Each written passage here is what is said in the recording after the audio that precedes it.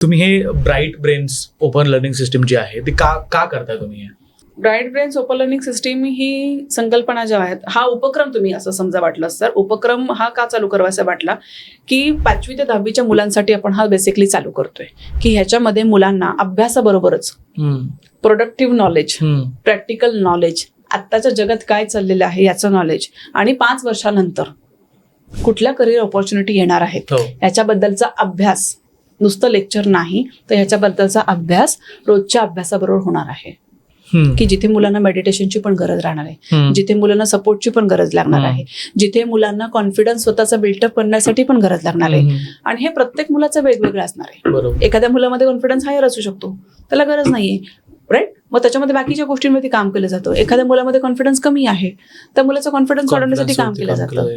एखाद्या मुलाला स्पोर्ट शिकायचंय पण टायमिंगमुळे तो शिकू शकत नाही. आम्ही अशा ठिकाणी हे बनवलेलं आहे की जिथे आजूबाजूला सगळ्या स्पोर्ट्स ऍक्टिव्हिटी आहे की जेणेकरून आपला रोजचं सेशन झाल्याच्या नंतर तो स्पोर्ट्सलाही जाऊ शकतो.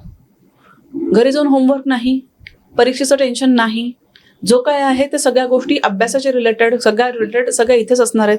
पुस्तकं पण इथेच ठेवायची, रोज घरी घेऊन जायचं नाही. ह्याच्यामुळे घरी गेल्यानंतर आईचा जो प्रश्न असणार आहे मुलांना, अभ्यास आहे का, तर नाही.